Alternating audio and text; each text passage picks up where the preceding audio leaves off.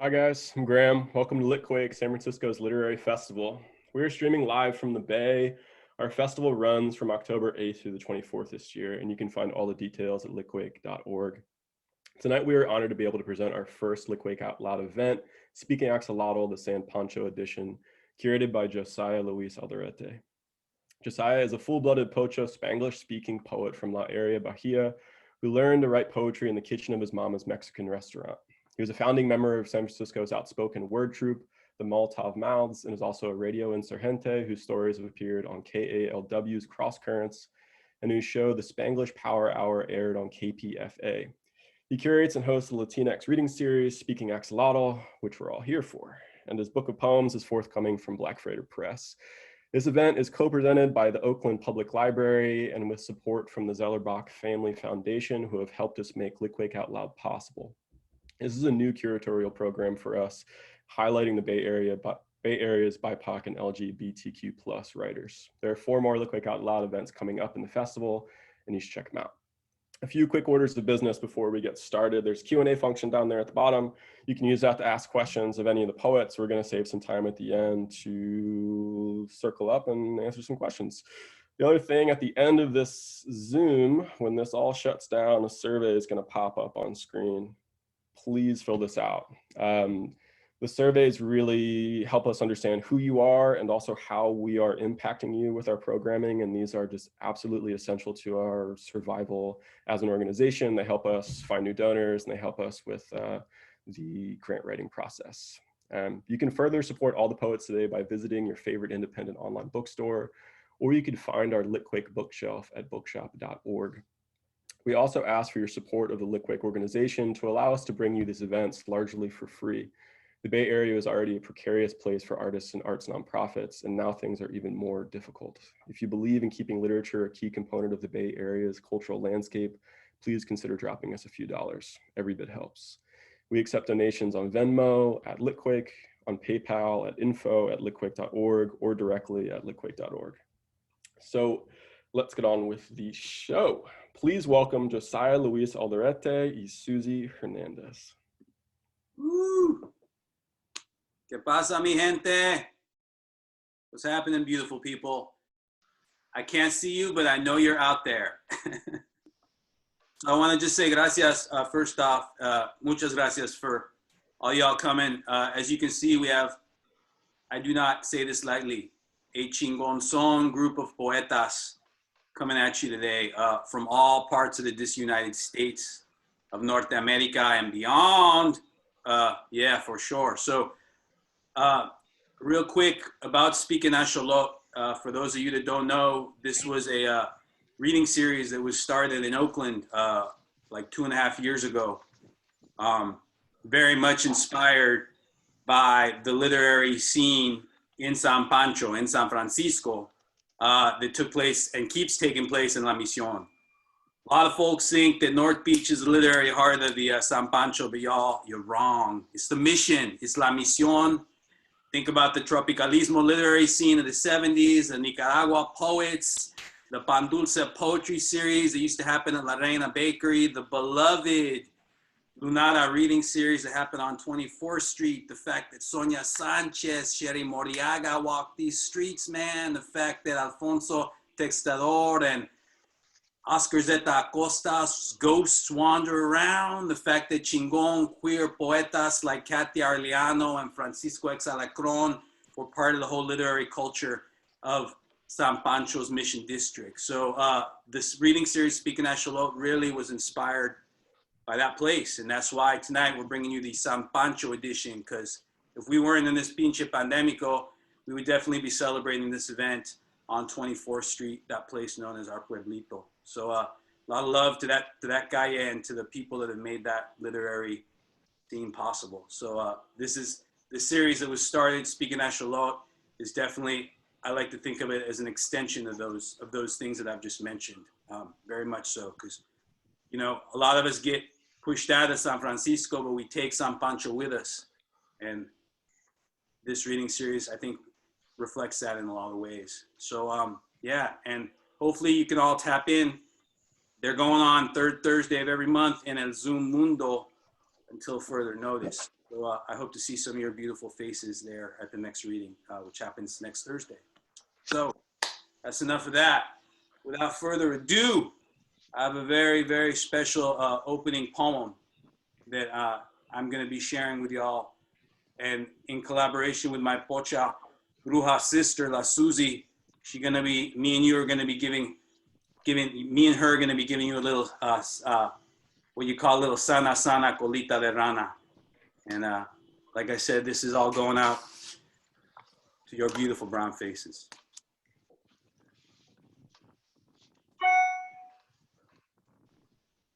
¿Qué somos, mi gente? ¿Qué somos, mi gente? ¿Qué somos? Pues somos starlight that was forgotten in the glove box of Xochipilli's yellow El Camino. Somos nopales espinas that pricked your tata abuela's sueños of living here in los United States. Somos scarred childhood cruzando la frontera momentos that are tattooed forever on El Cucuy's left arm. ¿Qué somos, mi gente? Somos the corner ofrendas with the candelas still burning on them back in our old neighborhoods. Somos a conejo that you can see quite clearly on Cuyushhuacui when you look up at the night sky. Somos the torn out páginas of a history book nobody was gonna read anyway. Somos huesos that a jaguar in el cielo is gnawing on right now. ¿Qué somos, mi gente? Somos the smoke in Chavela Vargas's voice every time she sings Paloma Negra. Somos the smell of burnt tortillas. Somos frijoles that have been soaking in a bowl of water since the beginning of this quinto sol. ¿Qué somos, mi gente? Somos Africano features hidden behind Zapatista bigotes. Somos Africano rhythms played on a vaquita's jawbone. Somos the broken taillights of a .com conquistador's car as he drives over shell mounds on his way to the next century's chingadera. Somos the first drops of divina sangre that Huitzliopochtli shed in defense of his mama. Somos the sweet, sweet taste of nopal syrup and amaranth cakes, which the colonizers mistook for the taste of human flesh and blood. ¿Qué somos, mi gente? Somos a frontera folktale about the time El Diablo came to the pachanga dressed in the skin of a handsome blue-eyed white man with the feet of a chicken. Somos the black and red scribbles inside of Viejito's dream that made up his life that Mictlantecutli is watching like a sitcom rerun right now. Somos the statues of our gods, our teots, still undiscovered, buried around the ruins of Teotihuacan. Somos a white cowboy hat on a Tigres del Norte album cover. ¿Qué somos, mi gente? Somos a bright pink prom dress found in the doorway of Esta Noche on the day after they closed. Somos the smell of death quietly emanating off the papayas in front of the mercados around 16th Street. Somos a 500-year-old joyride in a blue-eyed demigod stolen ranfla with the bones of the 1,000 conquistadors who we killed on La Noche Triste in the trunk, man. Somos ancestors who are children. Somos the severed parts of our own goddesses. Somos gods who leave their own body parts behind to help create time. ¿Qué somos, mi gente? Somos the wrinkles of our abuelita's skin. Somos the flayed skins of Xepitoltec. Somos Axayacat's palace rising up in this day and age out of Mexico City concrete. Somos wooden prayers said under serpent skirt night skies. Somos Spanish surnames and the last known European address of Doña Malitzin. Que somos, mi gente? Somos words that white America can pronounce. Somos our own mispronunciation. Somos our own mistranslations. Somos our own migrations. Somos our own bullet holes. Somos our own milagros. Somos the last box of brown Ben Davis pants buried in the terremoto ruins after the big one finally hit San Pancho. Que somos, mi gente? Somos constellations that can only be seen if you hold the sky up to a smoking mirror. Somos mariposas de humo that disappears, they flutter across that pinche border. Somos North American pesadillas stuffed inside a Donaldo Trump piñata. Somos a pile of huesos out on la frontera that no one's ever gonna find. Somos brown-skinned children put in American cages left to die. Somos Spanglish-speaking cempasúchils, watered with agua. It comes from ni de aquí ni de allá. But somehow we keep growing and growing and growing. Que somos, mi gente? Que somos, mi gente? Que somos?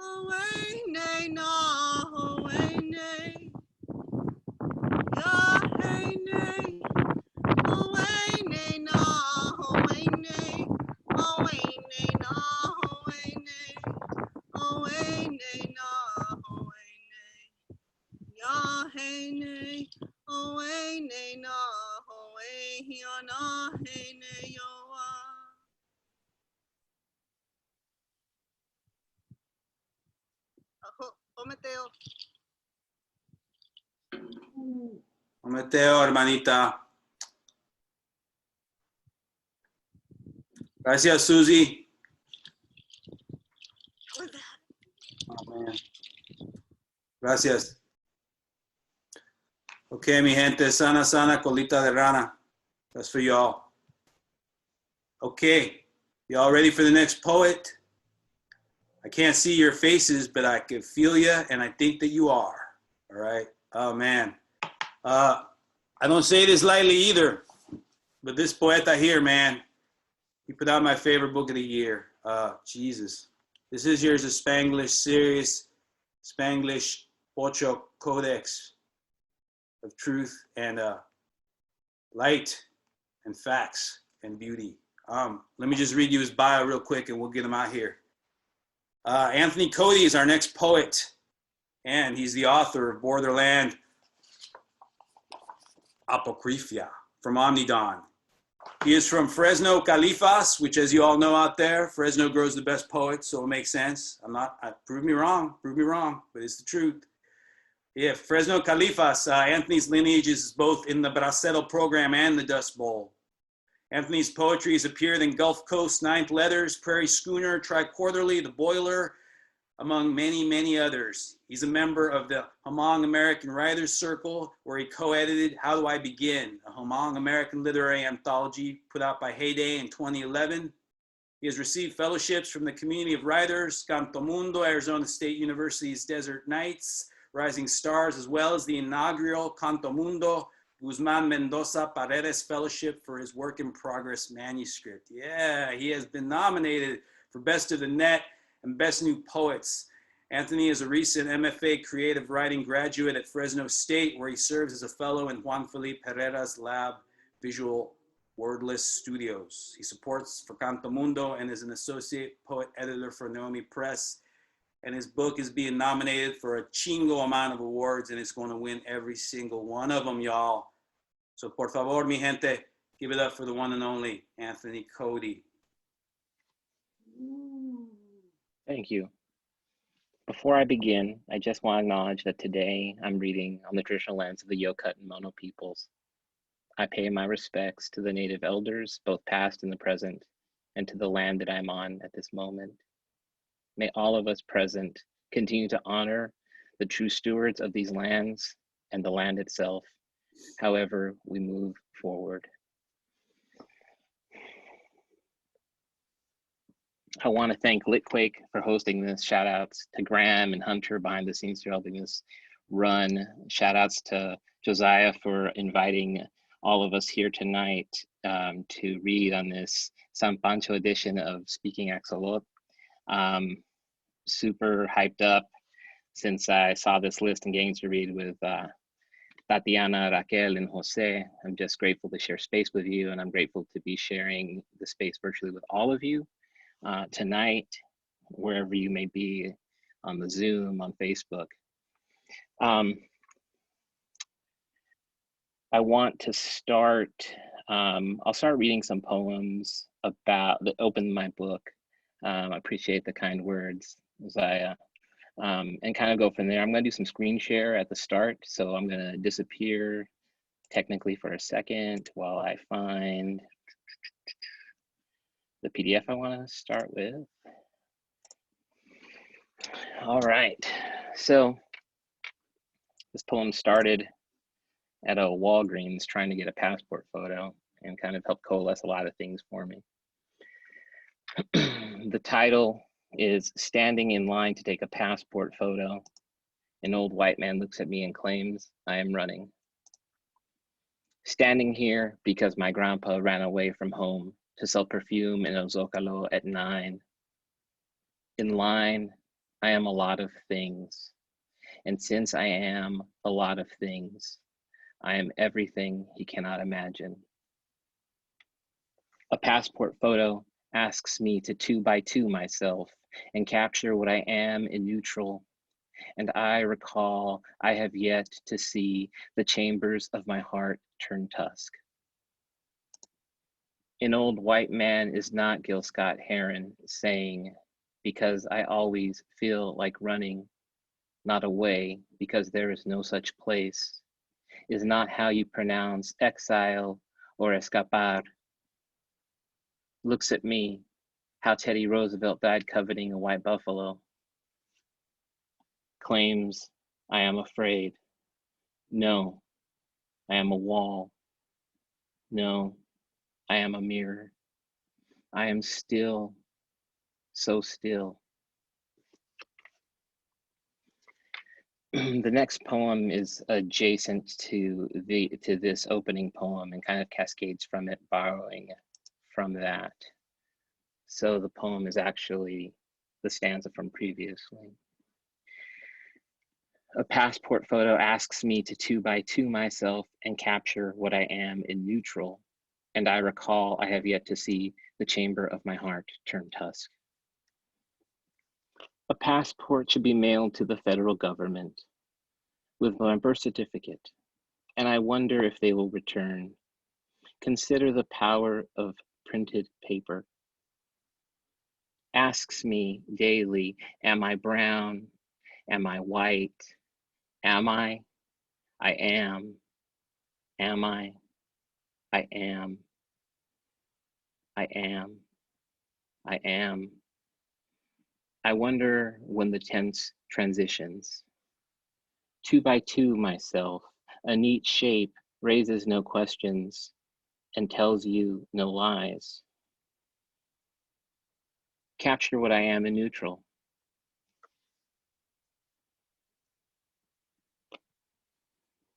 I have yet to see a sunrise in the shadow or a child birth itself from the inside of the Joshua tree. And this does not mean it is not possible. The chamber of my heart is a quiet, the outside of a pulse driving into fire.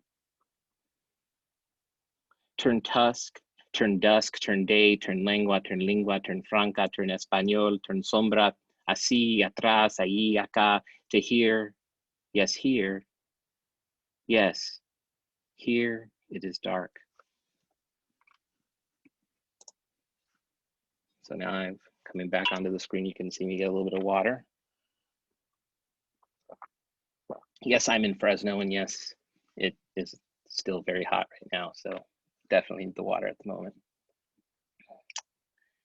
The next poem, I should talk a little bit about the collection itself. It's kind of looking at history's post 1848 Treaty of Guadalupe Hidalgo, and how violences and lynchings and crimes were carried out in that acquisition of land post-treaty from 1848, and truthfully all the way to the present moment, and just kind of morphed into how it's established by the state and its agents and its citizenry. If we want to start talking about land. So let me share this poster. It's actually, there was a kind of a barn storming thing where they took the head of a known bandit, Joaquin Murrieta, and I kind of tore it apart a little bit. And this is the poem, La Corona, a Mexican lynching, number 47. Anything can be trophy, just as anything can be ashtray, coffee cup, curb, flower pot, the inside of your wrist, the inside of another's wrist. Claim anything, anything. Witness, badge, halo, horn, colony, victim, vein, coffin, president, cadaver, the quiet breath of a body at rest. Claim, claim, claim, claim, claim, claim, claim, claim, claim, claim, claim, claim, anything.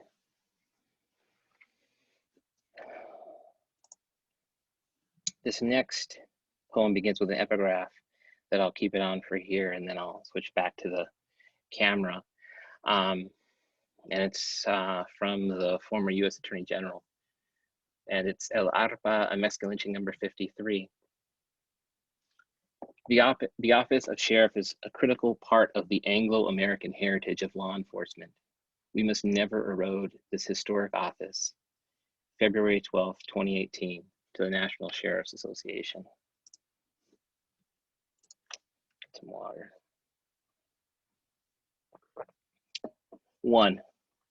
The inheritance of the air is never a dandelion dispersal, scattershot floating beyond fences, growing elsewhere. 2. The inheritance of the elsewhere is the cave of collapse. 3. The cave of collapse is work. 4. The work is never inheritance of the heirs or the heirs or the heirs' heir, as well as the heirs' heirs' heir. 5. The inheritance of repetition is a soundless gavel buried in a shallow grave. 6. The shallow grave is the redness of the bouquet a florist selects. 7. The bouquet is a leaning into the quiet of a funeral. 8. The quiet of a funeral is the Americas. 9. The Americas is a platform built by the settlers, sheriffs, miners for the lynchings of the other. 10. The lynching is a vigilance committee of NAFTA, Operation Wetback, Maquiladoras, ICE, silences the agricultural prison industrial complex, congressmen, and US presidents. 11. The silences is the gerrymandering of census data. 12. The census data is learning about the word incarceration through the storytelling project playing on public radio. 13. The incarceration is an ombligo of shirts in a forest of screams. 14. The ombligo is feeding again and never hungry. 15. The feeding is a church of excommunications inside a cage of teeth. 16. The cage of teeth is elected in the office. 17. The elected are voting to eliminate whatever and everything. 18. The voting are no longer asking permission. 19. The permission is trafficking. 20. The trafficking is now asked to self-report. 21. The self-report is now asked to fill out a binary form in ink online.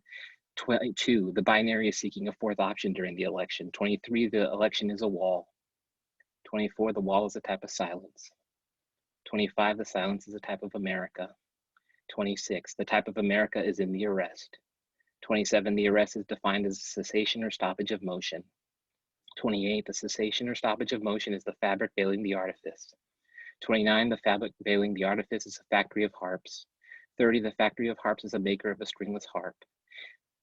31. The stringless harp is the mute progeny. 32. The mute progeny is now the inheritance of the air. Okay.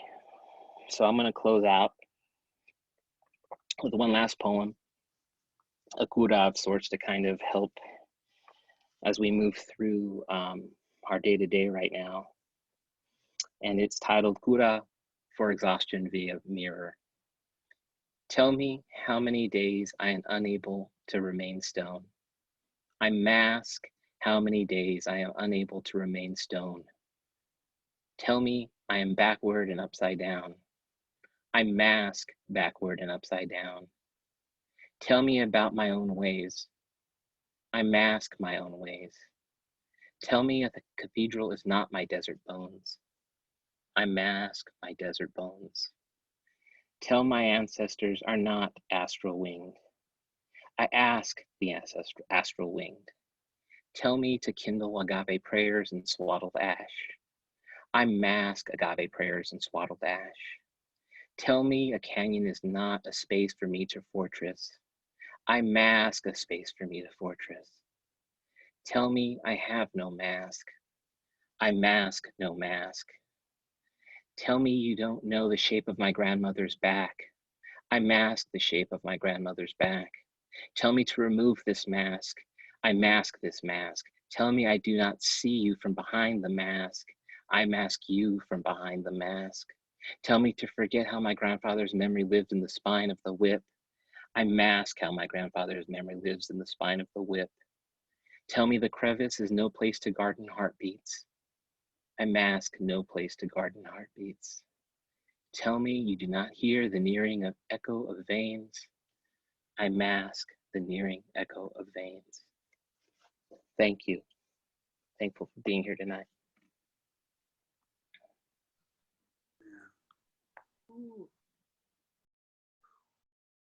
Anthony, gracias so much for that. That's medicina, man. That's straight up medicina.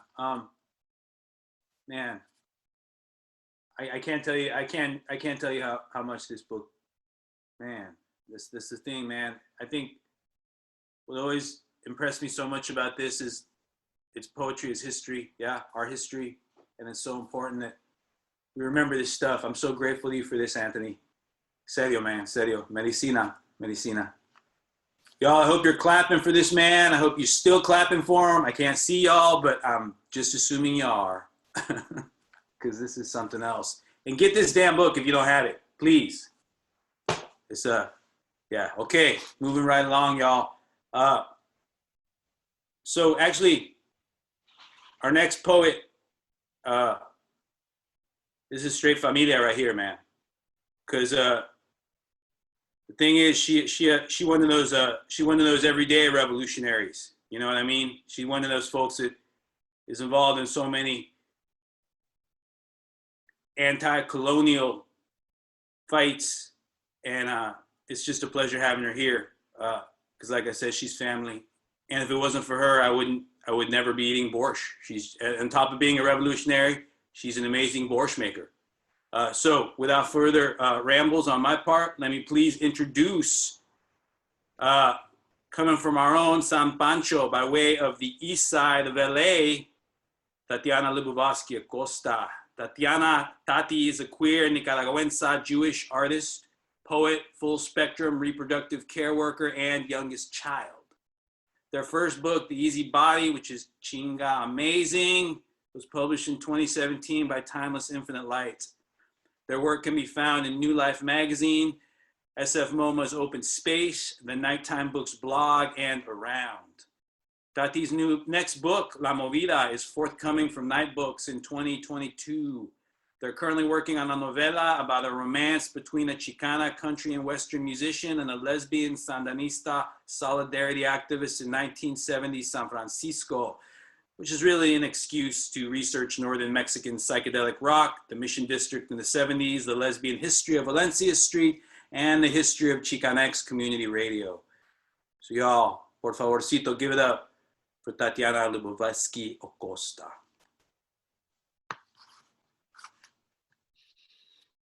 Hi, everyone. Good evening. Buenas tardes. I'm coming at you from unceded Yelamu territory, Yelamu Ohlone territory. And forgive me, even though I'm staring at a blank screen for some reason that actually fucks with my nerves even more.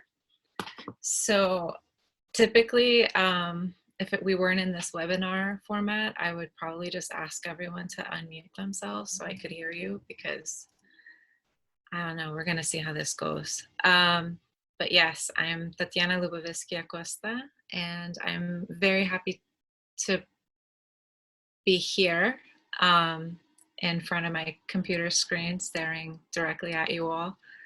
And I just really want to thank Josiah, Anthony, Susie, Jose, and of course Raquel, and thank you Litquake for organizing this. This is a poem I wrote this afternoon. If they come for me in the middle of the night. Can you believe I've never known love, never felt the grace or the consensus or the eroticism of fighting for as opposed to against? The war then had been settled into mono, and we were visitors in the shifted green moon of a Saturday night, in the purgatory that is the living room of others. Here in this bag is the love of my life. Cariño, which Gallo sang about the heart being a mirror, about the mirror being that particular locura. Am I making this up? And now I have to do that awkward thing where I'm reading off of my screen and I have to click through a bunch of windows, so bear with me. We're living in some mysterious times. ¿Cuál es la remedio para la mujer enamorada? One day, after you and I, a jaguar came into my house. Not knowing why, and my resistance, like myself, being impractical, I gave myself over to them. They dragged me outside and into fists and joy against discontent. Wandering hand in hand with a certain void, I looked for you on the barricade. I looked for you through the broken window. I looked for you in the water being poured into my eyes. I would be lying if I said I knew a better way to deal with a broken heart than a riot. There is nothing like it to mimic falling in love. Listen, I know it was you with my blood lucent on your smirk. And like I had told you alongside my shame, I still believe that one day you and me will find ourselves in the streets again. you know, like last week, I was really in it. And I found myself listening to all the music I listened to when I was in high school. And my two favorite bands when I was in high school were like the Smiths and the Smashing Pumpkins. And I'm also like a really big Mariah Carey fan. And I realized at some point that all of my poems are actually just hybrid Smashing Pumpkins, Mariah Carey songs. So here we go. All right. Under a throbbing constellation of asbestos, and watched by the dark bedroom eyes and dress of the child singer, a song hides behind a metal screen door. The dip of her voice cuts through the noise and sings of dying of thirst and of drowning in salt. Outside, the air is heavy with the shit of the doomed and the lilting gold of drought. A palm tree explodes, tears are counted with the tip of an acrylic, while an abandoned plastic rose melts in a parking lot. My cunt, tight with blood and dry, lays down its arms at your ear against another's lips. My love of women swims in a dry lake bed of your dreams as you forget that you even knew the idea of me. Te dijo, my God. I'm telling you people. Nunca muero. I am unsure of when loving you became such an act of war. The barren woman, the lullaby, and the unruly daughter formed a coalition of evening and morning star holding hands. You can't see me if you don't recognize my violence. Voice cuts the skin, the words come along, and I will be alone. Can you remember when your name was my language, your embrace my country? This was before the pressure of life lived under a name like a bitter sea, standing on the hollow of the moon's belly, before becoming everything I had resisted. To live in what I thought was love, I wore this performance like a glove. I wore it for you.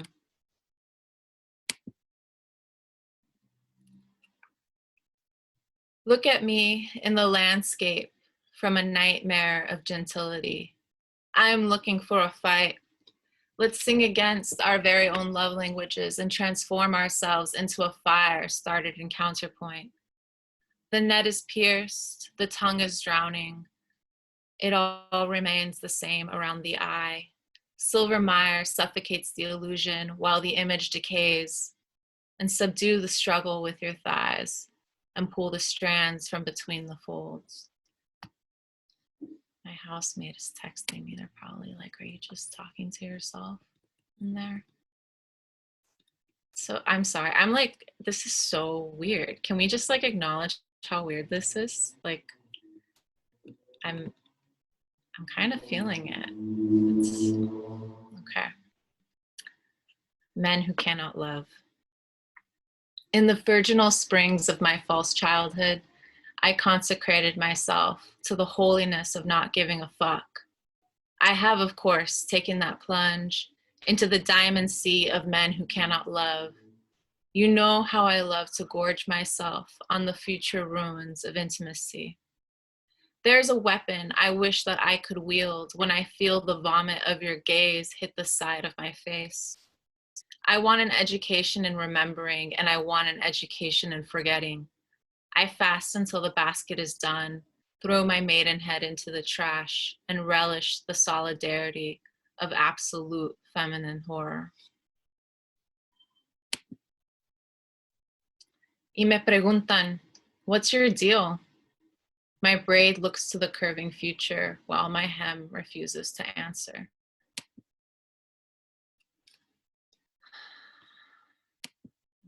Sorry, I'm nervous. I'm like in my house and I'm nervous. It's so strange. Tocayo. So actually, I'm going to talk a little bit about this. So my name is Tatiana, as you all probably know. It's not my first name, but it's the name I go by. And I was named after my mother's best friend, who was Nicaragüense and was a Sandinista. And for a long time, my mother had told me that I was named after a character in a novela.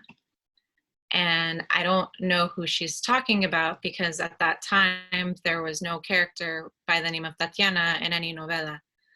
And I later found out that Tatiana was murdered by the Contras in 1989. And my mom was basically following an old Sephardic tradition of naming a child after someone who had recently passed away in honor of their memory. So I want to dedicate this to Tatiana, and may her memory always be a blessing. Was she named after the true image, telenovela star turned murdered friend, or boarding school lesbian turned revolutionary buried in the river? Was the true image named after her?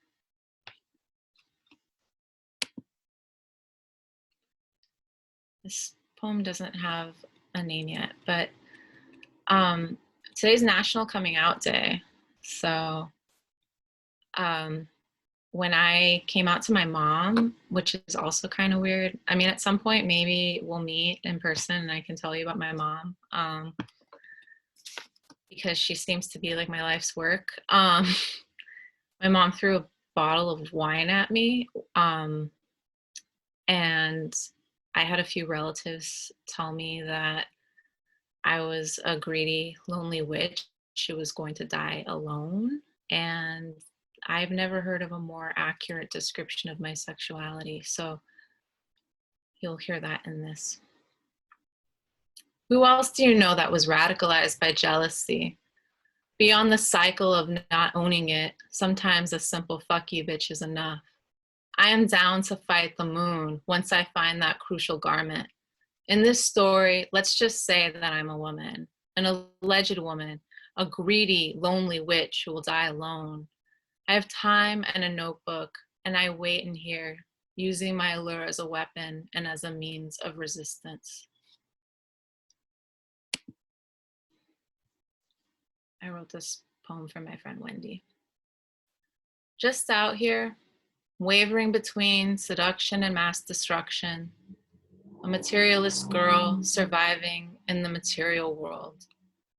You know, maybe I really am just a riot girl, drinking riot rosé. Right, this is the last poem. And it doesn't have a title, so, and also thank you everybody for bearing with me. Having found yourself escalated by yourself, all the girls lied about you. It was springtime there, and they were busy, all bleeding from taut nuptial braids and fool embroideries, in the depths of patriarchy upheld by matriarchs and the mania of performative virginity, deciding which among them would be the sacrifice. In a circle they stood, and I rode away from them towards the fire. That unholy moon of spinsters and widows, pink with veiled love, swallowed the sky, finite and eternal. Having found herself escalated by herself, I don't care that the rapist head of state missed the time of the miniskirts. To know you is to know true love, and to know true love is to take the streets. She is our friend, and she is fucking crazy. We grabbed at the carcass, shredding and discarding its flesh, singing the same songs, the same themes in polyphony, voices, knives against the throats of unloving lovers.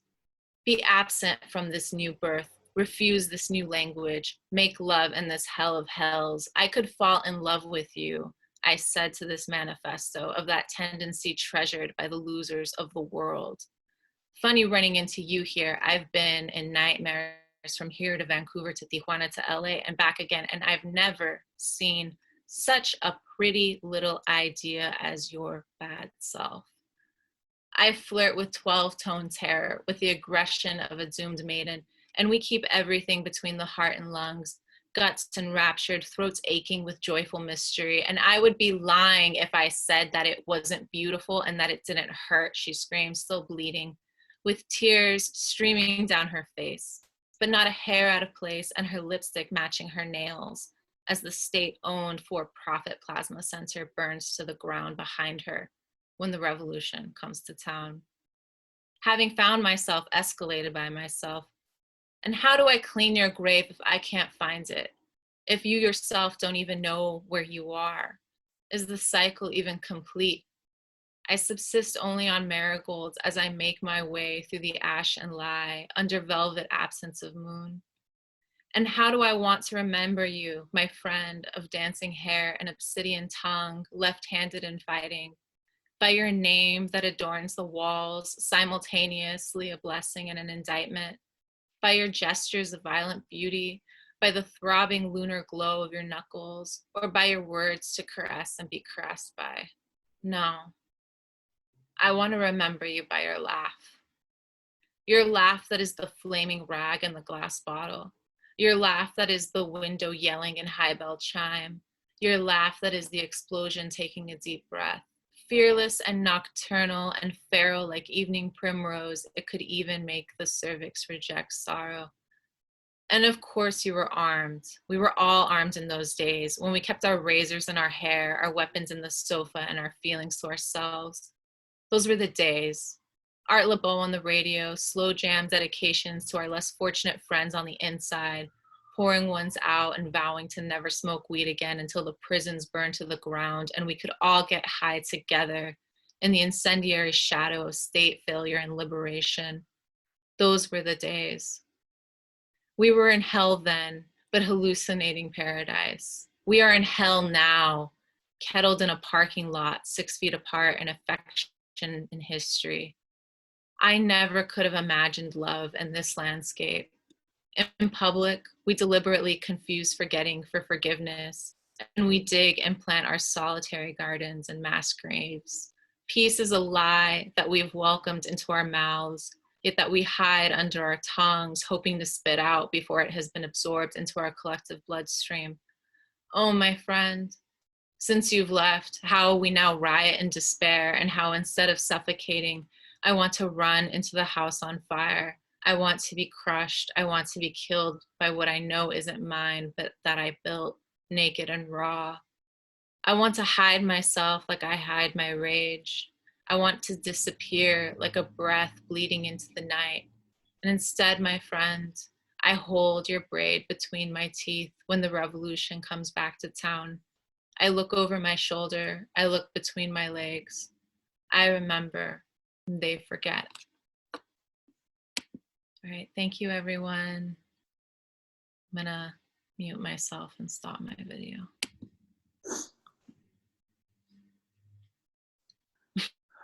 Gracias, Tati. That was amazing, y'all. Give it up in your own private Zoom room for Tatiana, por favor, because that was something else. And yes, this is a gato with a cone on his head in front of me.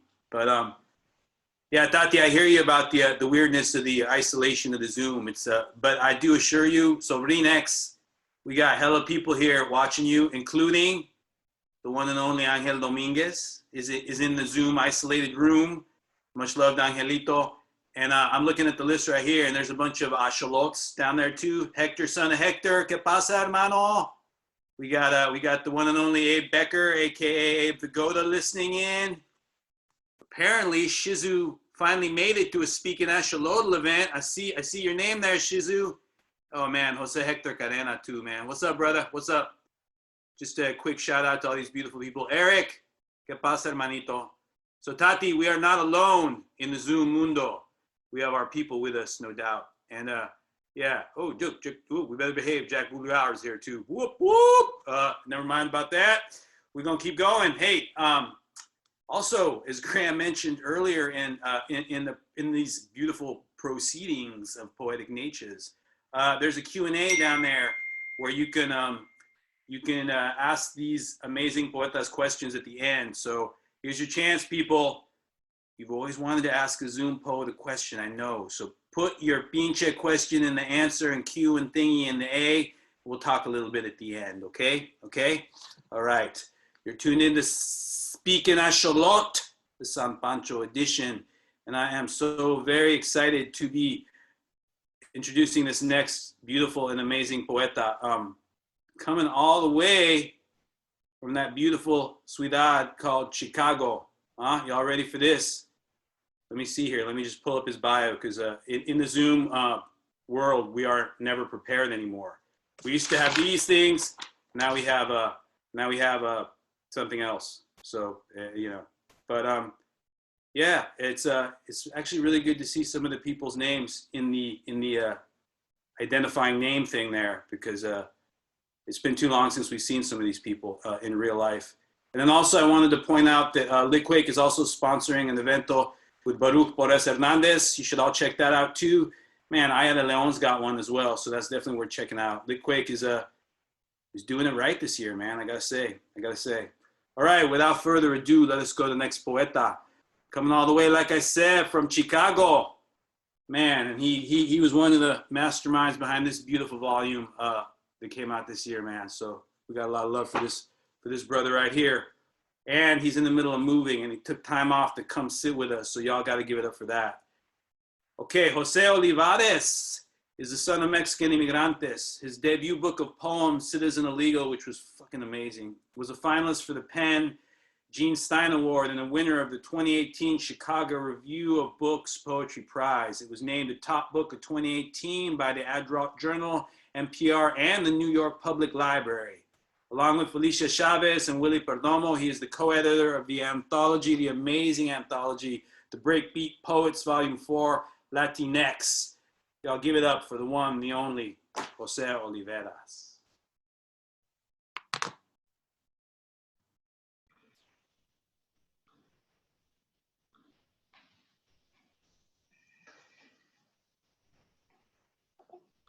Hey,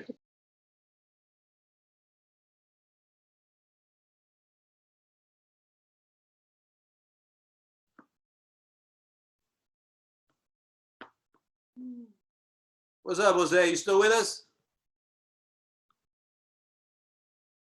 Let's see where Jose went. He might have got kicked off because sometimes Zoom does this that way. We'll give him a second or two. Let's see here. Hey, Hunter, do we have a update on Jose's current location? We got to give it up too for Hunter, who's the man behind the scenes tonight, keeping everything going smooth. I'm not seeing Jose, but I'm going to invite him back in just a sec. I'm just trying to find him in the participants list. Okay. I'll just babble into the camera for a little bit. You tell me when to shut up. Thanks, Jose. Yeah, of course. But yeah, y'all, seriously, give it up for Hunter because he's the man in the background, keeping out the Zoom bombers and taking care of all this other stuff for us. So he's one of them unsung heroes of this new literary community. Yeah, for sure. But while we wait for Jose to come back, let me just tell you real quick about Speaking Axolot. Like I said, we're a decolonized poetic space. Happens every third Thursday. Used to be in Oakland. Now it's in the Zoom Mundo until further notice. But hey, man, you can't stop the black and brown voices from speaking. So you know, we're gonna do it wherever we're gonna do it. And part of Speaking Axolot's amazing tradition is, you know, I'm a Chicano dinosaur. So we gotta properly represent all of our familia, all our culturas.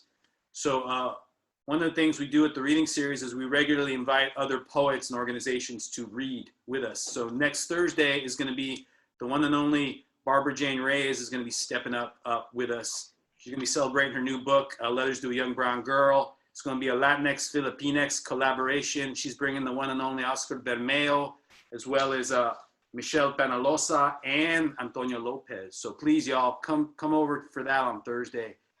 This Thursday, it's going to be happening. Barbara Jane Reyes at Speaking Axolot. All right. So now, without further ado, the one, the only, Jose Olivarez. what's going on, everybody? My name is Jose Guadalupe Olivarez. I'm really excited to be here with you. I want to echo what Tatiana just said, that this, you know, it's good to know that there's familiar faces in the audience, but it feels strange. It feels a little bit unnerving to be speaking to my computer. but we're all gonna do our best. I'm gonna do my best. Thank you, Litquake, for hosting. Josiah, thank you so much for the invitation. Anthony, Tatiana, Raquel, thank you so much for your words. I can't wait to hear you, Raquel. All right, poems. This poem is called Mexican American Disambiguation. It's after a poet named Idris Goodwin. My parents are Mexican, who are not to be confused with Mexican Americans or Chicanos. I am a Chicano from Chicago, which means I am a Mexican American with a fancy college degree and a few tattoos. My parents are Mexican, who are not to be confused with Mexicans still living in Mexico. Those Mexicans call themselves Mexicanos. White folks at parties call them pobrecitos. American colleges call them international students and diverse. My mom was white in Mexico and my dad was mestizo. And after they crossed the border, they became diverse and minorities and ethnic and exotic. But my parents call themselves Mexicanos, who again should not be confused for Mexicanos living in Mexico. Those Mexicanos might call my family gringos, which is the word my family calls white folks, and white folks call my parents interracial. Colleges say, put them on a brochure. My parents say, ¿qué significa esa palabra? I point out that all the men in my family marry lighter-skinned women. That's a Chicano in me, which means it's a fancy college degrees in me, which is also diverse in me.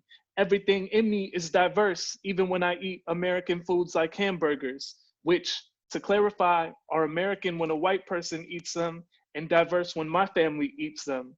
So much of America can be understood like this. My parents were undocumented when they came to this country.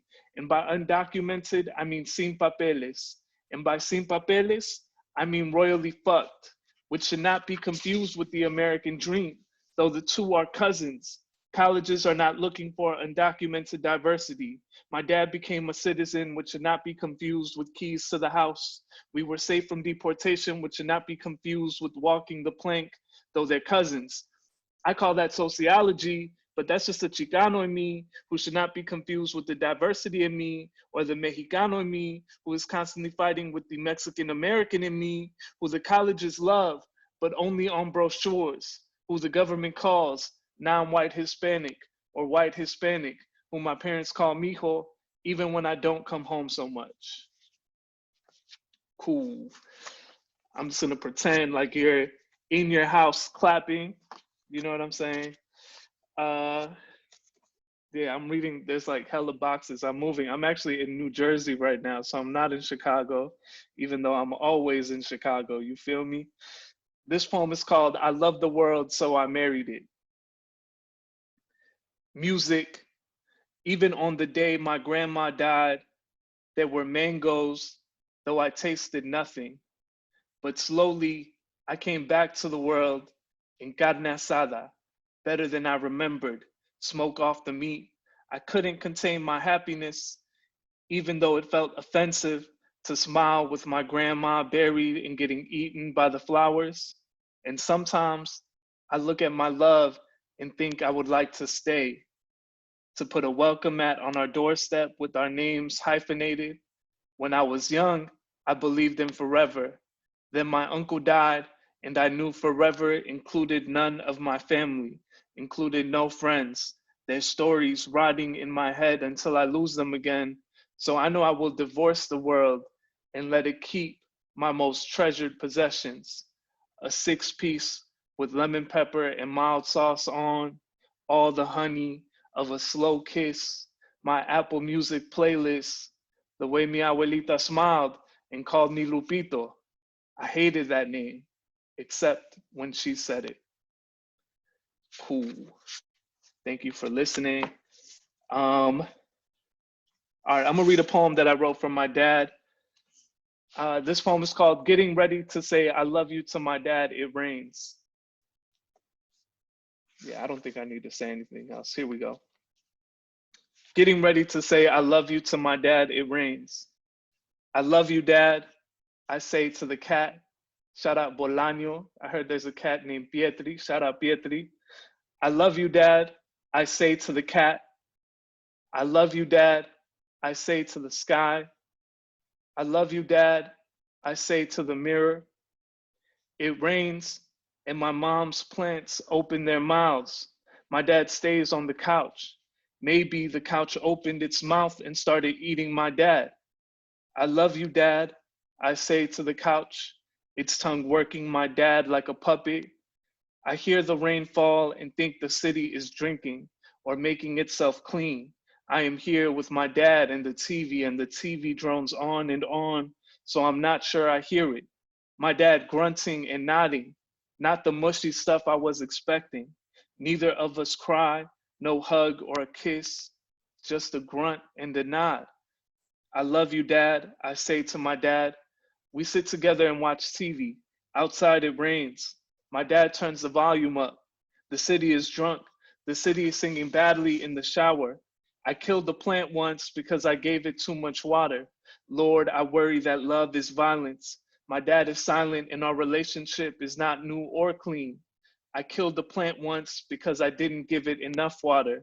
My dad and I watch TV on a rainy day. We rinse our mouths with this water. Cool. I'm gonna read a newer poem. It's not exactly brand new because I haven't been writing for shit, but I'm trying. This is a semi-new poem. This poem is called Poem Where No One Is Deported, and I wrote it because I was tired of reading poems where deportations were like a plot device.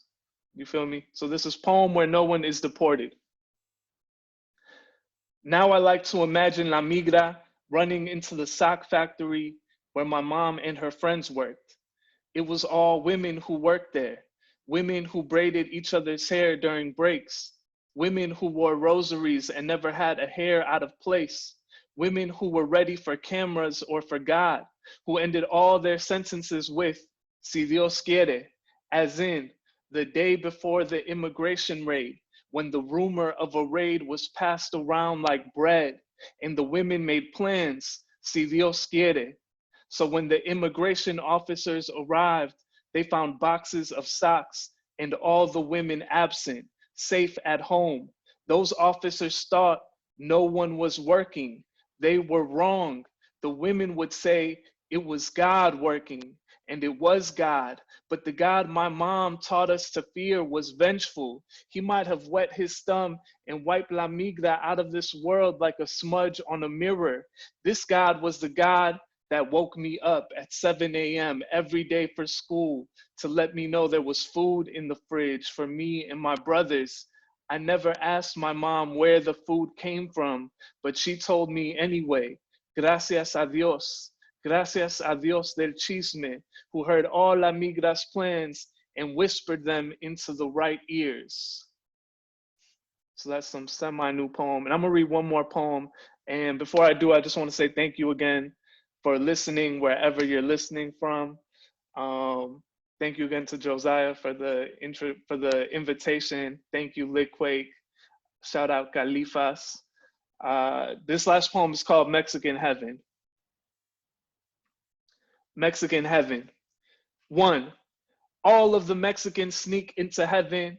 St. Peter has their name on the list, but none of the Mexicans have trusted a list since Ronald Reagan was president. 2, St. Peter is a Mexican named Pedro, but he's not a saint. Pedro waits at the gate with the shot of tequila to welcome all the Mexicans to heaven, but he gets drunk and forgets about the list. All the Mexicans walk into heaven, even our no good cousins who only go to church for baptisms and funerals. 3, it turns out God is one of those religious Mexicans who doesn't drink or smoke weed, so all the Mexicans in heaven party in the basement while God reads the Bible and thumbs a rosary. God threatens to kick all the Mexicans out of heaven si no paran con las pendejadas. So the Mexicans drink more discreetly. They smoke outside where God won't smell the weed. God pretends the Mexicans are reformed. Hallelujah. This cycle repeats once a month. Amen. 4, Jesus has a tattoo of La Virgen de Guadalupe covering his back. It turns out he's your cousin Jesus from the block. It turns out He gets reincarnated every day, and no one on earth cares all that much. 5, all the Mexican women refuse to cook or clean or raise the kids or pay bills or make the bed or drive you to work or do anything except watch their novelas. So heaven is gross. The rats are fat as roosters and the men die of starvation. 6, I think this is 6. 6, there are white people in heaven too. They build condos across the street and ask the Mexicans to speak English. I'm just kidding. There are no white people in heaven. 7, tamales, tacos, tostadas, tortas, pozole, sopes, huaraches, menudo, horchata, jamaica, limonada, agua. 8, St. Peter lets Mexicans into heaven, but only to work in the kitchens. A Mexican dishwasher polishes the crystal, smells the meals, and hears the music. They dream of another heaven, one they might be allowed in if only they work hard enough. Thank you all.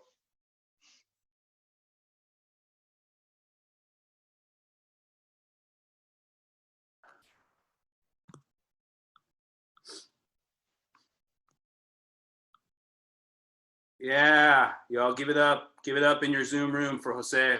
Beautiful poesia, man. Damn. Oh, Jose, when I see you in real life, hermano, I'm gonna hug you so hard.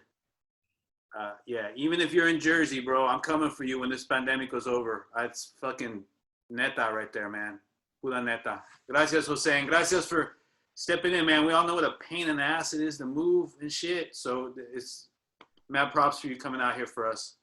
Definitely, definitely. Gracias, Jose. Gracias. And y'all tap into this beautiful volume as soon as you can if you haven't already, and pick up Citizen Illegal as well. That book's no joke. Oh man. All right, y'all. This brings us to the almost the very end of this Zoom Mundo Litquake production of Speaking Axolot, the San Pancho edition. And man, we got the heavyweight bringing up the tail end, man. This is something I've been waiting for a while. And Susana, I see you in the Zoom audience. I see you there. I know why you're here. You're here for this poeta. And man, so this is exciting. And mi hermanita Tan, tuning in from New Orleans. I love you, hermanita. So here we go, y'all. Ready for this? Our last poet of the night, Raquel Salas Rivera. Raquel Salas Rivera is a Puerto Rican poet, translator, and editor. His honors include being named the 2018-2019 Poet Laureate of Philadelphia and receiving the New Voices Award from Puerto Rico's Festival de la Palabra. He is the author of 5 book-length poetry books. His third book, Lo Terciario, the Tertiary, won the Lambda Literary Award for Transgender Poetry and was long-listed for the 2018 National Book Award. His fourth book, While They Sleep Under the Bed is Another Country, was long-listed for the 2020 PEN America Open Book Award and was a finalist for CLMP's Firecracker Award. His fifth book, Exis, I just butchered that title, Raquel, forgive me, won the inaugural Ambrogio Prize, Antes que Isla es Volcán, Before Iceland is Volcano. His sixth book, damn, 6 books, is an imaginative leap into Puerto Rico's decolonial future and is forthcoming from Beacon Press in 2020, Plazo Camatli, man. He holds a PhD in comparative literature and literary theory at the University of Pennsylvania and now writes and teaches in Puerto Rico. Y'all, it is my sincere pleasure. Welcome, Raquel Salas Rivera. Hola. Gracias, Josiah. Gracias, Jose, Anthony, Susie, and of course, Tato. Love you, Tato. I'm going to be reading from the book that Josiah mentioned, Antes que Isla Volcán, Before Island is Volcano. It's a book that will be coming out in 2022 from Beacon Press. So yeah, as you can hear the cookies in the background and an occasional sneeze. Cool. La aproximación. El trato pertenece al agua. Designa la totalidad de relaciones que tienes con otro. Se podría decir que la vida que se trama entre dos estratos. Tratar el agua es curarla para el consumo, pero tu trato habla volúmenes de tus ganas de presenciarnos. Al tratarte como agua, te asumiría como esencial y cotidiana. A esto aspiro cuando me enamoro, a que seas mi agua. Como somos los dos de aquí, estamos un poco contaminados y el trato debe tomarlo en cuenta. Te trato como una isla que mira a otra isla y entiende que el agua es poderosa. Sé que mezclo cosas, pero el trato es la mezcla de todas las cosas que nos hicimos cuando nos quitaron la tierra, talaron nuestros bosques y repartieron los frutos. No es metáfora cuando digo fruto. A veces es metáfora cuando hablo del agua y de nosotros. Es fácil confundirse con tanto lenguaje de percebe pegado a nuestro muro. Confundirse es una manera de acercarse. Me aproximo, fallo y me enamoro. El trato es la suma de las relaciones que tuve con cada persona que conocí en esta isla, las cuales amé en menor y mayor grado. Si me hirieron o me quitaron la camisa, igual son parte del trato que firmamos. To approach. Treatment belongs to water. It designates the sum of all relations one has with another. You may say the life schemed between two is treatment. To treat water is to cure it for consumption, but your treatment speaks volumes about your desire to bear witness. To treat you like water, I'd have to assume you as essential and daily. I aspire to this when I fall in love, that you be my water. Since we are both from here, we are a bit contaminated, which treatment must consider. I treat you like an island looks at another and understands water is power.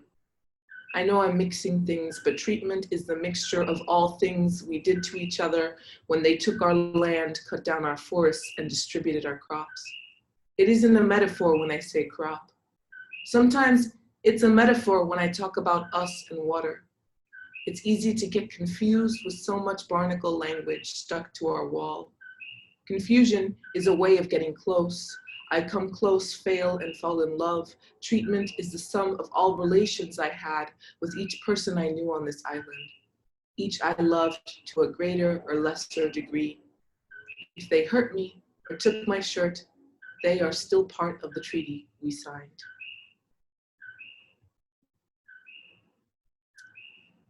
La construcción de un hogar. Cuando la brisa tumba el sol y a lo mejor pierdo los números importantes, o el celular se me agota en una siesta eterna, juego un juego tan peligroso como creer en la permanencia del tinte o comprarme un mueble para un apartamento. Juego a que soy la reina de una casa abandonada, en un terreno sin título registrado, una casita de 3 cuartos, un baño, una sala y las rejas más hermosas.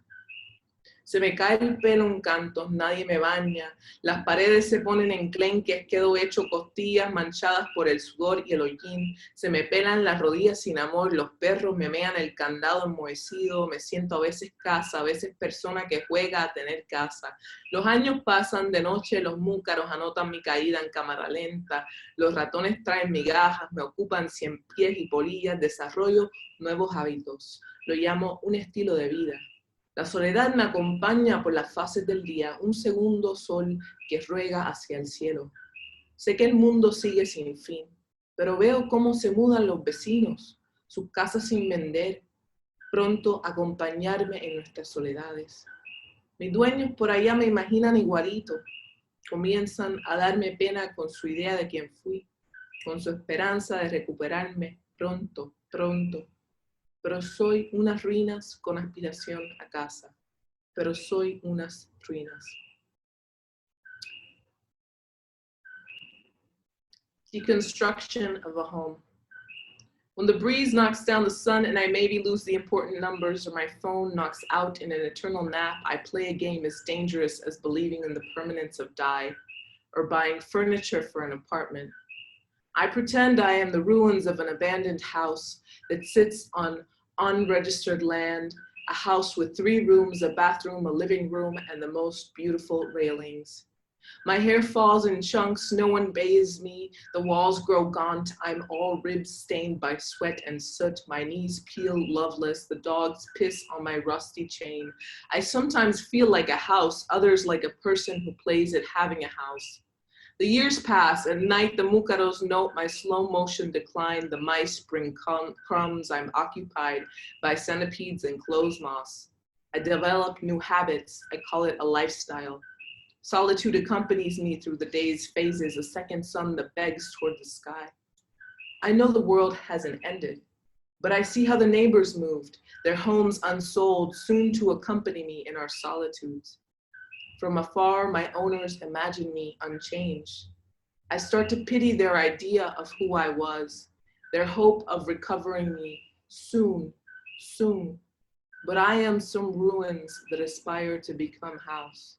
But I am some ruins.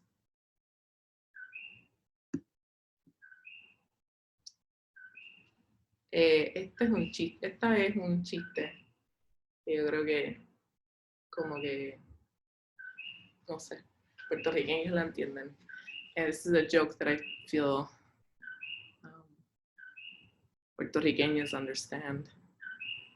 But, all right, maybe y'all will get it too.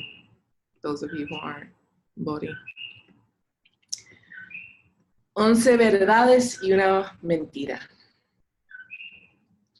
El secretario de la calefacción tropezó con su firma hueca y rompió cada uno de sus tratados. En las afueras del Capitolio, un jíbaro de madera asa un lechón frente a su humildad buena onda. La estrella de los Mighty Ducks compró el Museo del Niño con Bitcoin. Carmen Yulín no dejó de pregonar solo porque la tierra temblara.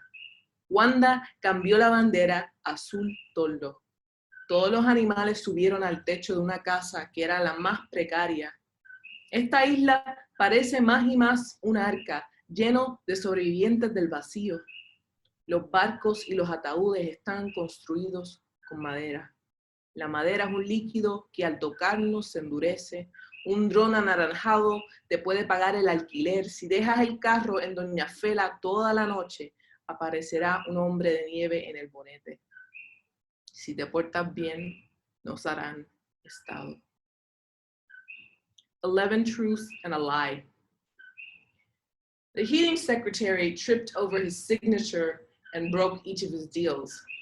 Outside the Capitol building, a wooden jíbaro roasts a pig while standing before his good-natured humility. The Mighty Ducks child star bought the Children's Museum with Bitcoin. Carmen Yulín didn't stop preaching just because the earth quaked. Wanda changed the flag to FEMA blue. All the animals climbed onto the rooftop of the most precarious house. More and more, this island seems some ark packed with the survivors of emptiness. Ships and coffins are both made of wood. Wood is a liquid that hardens to our touch. An orange traffic barrel can pay your rent. If you leave your car in Doña Fela overnight, a snowman will show up on the hood. If you behave, they'll make us a stay.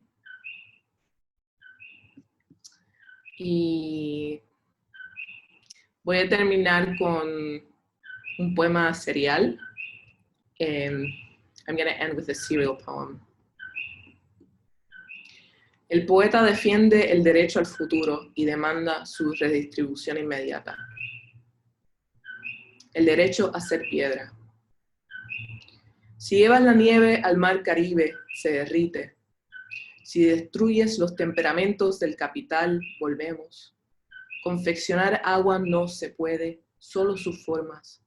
Interrumpir la oración para quedarse expuesto a que otro lo complete con el pensar es agua. Tupido es el bosque, volátil mi carácter. No cumplo ni contengo aun cuando me mires. No vine a limpiar rincones donde escondes tus dolores. No soy profeta de la otredad. El descubrimiento llegó y se fue, lleno de mí sin mí. Cada producto es extensión de una labor esquiva. El oro, extensión del brillo. El azúcar, extensión de la dulzura. El cemento, extensión de mar en tierra. y duro soy, lo debo intercambio, mi amor. The poet defends his right to a future and demands its immediate redistribution. The right to be stone. If you take the snow to the Caribbean Sea, it melts. If you destroy capital's temperaments, we return. You can't concoct water, only its forms.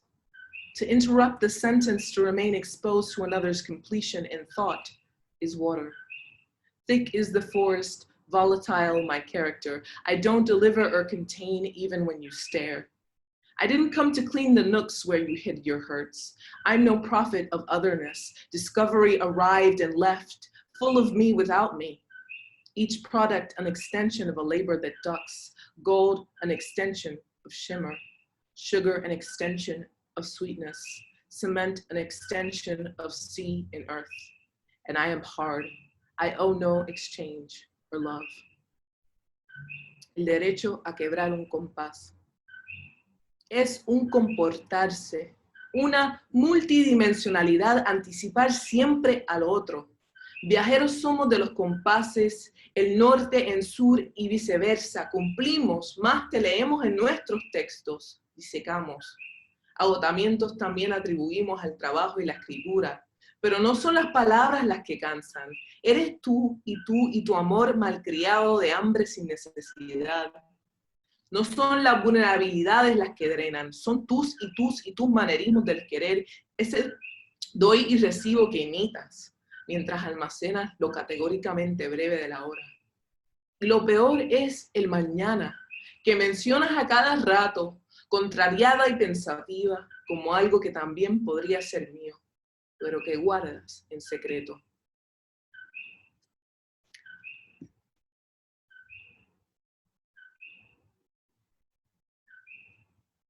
The right to crack a compass. It is a behaving, a multi-dimensionality to always anticipate another. We are travelers of compasses, the north in south and vice versa. We fulfill, plus we read you on our texts, dissect you. Exhaustions also we attribute to work and writing. But it is not the words that tire, it is you and your spoiled love of needless hunger. It isn't the vulnerabilities that drain, it's your and your mannerisms of want that give and receive you imitate while you store the categorical brevity of now. The worst is this tomorrow you mention all the time, displeased and pensive, like something that could also be mine, but you harbor in secret. El derecho a lo imposible. Futuro, decías, satisfecha. Futuro imposible. Descartando los intentos y me confesabas que es difícil imaginar un mundo tuyo. Pero yo también lo dificulto, porque imagino el ahora y es tuyo todo este tiempo, aunque no sepas que lo sabes. The right to impossibility. Future, you said, satisfied. Impossible future, discarding the attempts, and you confessed it was difficult to imagine a world that was yours. But I too am difficult, because I imagine the now, and it's yours all this time, even if you don't know, you know. El derecho a la barbarie. Me mataba el mirarte porque creía que era amor la soledad. No supe que estabas tan ajena.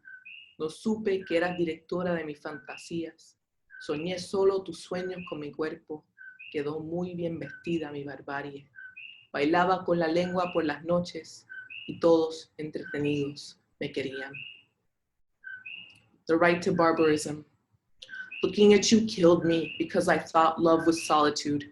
I didn't know you were so far. I didn't know you directed my fantasies. I dreamt only your dreams with my body. My barbarity was well dressed. I danced with my tongue at night. All were entertained and loved me. El derecho a la locura. Pero llegó un día donde el cansancio rompió mi cara y era más que malo, peligroso. Todos decían pobrecito como futuro, como un mundo clausurado por el bien. Tanta decepción era traición. Entonces supe que futuro era muletilla. Supe lo que valían mis palabras tomadas de rehén, una repetición gastada, una performática prescrita, un futuro sin mi futuro, el contrato del presente. The right to madness. But the day arrived when exhaustion broke my face and I was more than bad, I was dangerous. All said, poor thing, like future, like a word shut down for the good of all. So much disappointment was betrayal. I knew then future was a tick. I knew my hostage words worth, a wasted repetition, a prescribed performance. The future without my future, our present contract. Gracias. Un placer leer con ustedes. Thank you. It was a pleasure reading with you.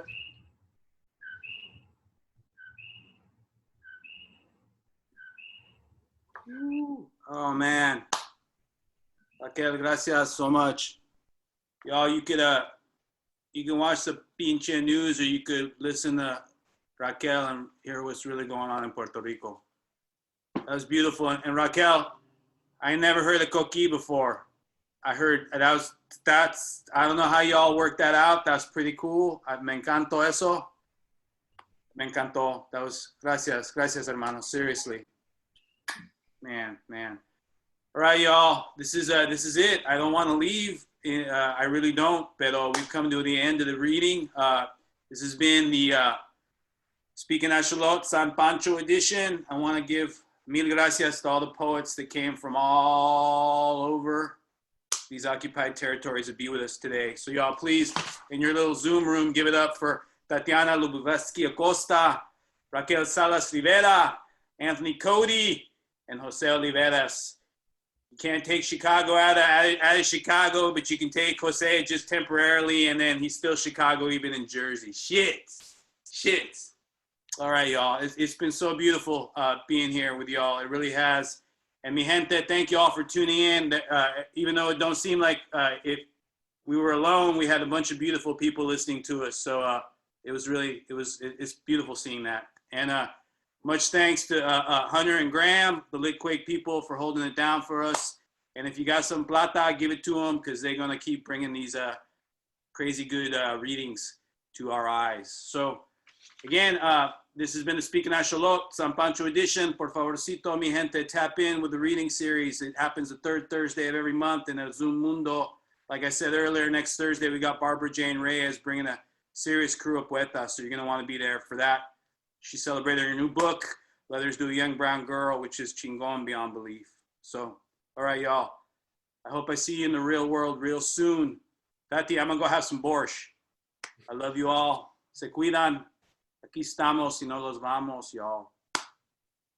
Ahí los guacho. I want to say goodnight, everybody. Thank you so much for reading. That was just absolutely incredible. And I want to thank Josiah so much for putting this together and helping us out. And my homegirl, La Susie, man. Susie, manita, te quiero mucho. I had chills that whole time, that whole opening. I was floored by that. And this has just been so great. Thank you guys so much. And thanks to our audience. Check out the rest of the festival schedule at litquake.org. Again, you're going to have a little survey pop up after we close out tonight. And please help us out by filling that out. That is always very helpful for grants and for donors and all that good stuff. But good night. Thank you so much. Buenas noches.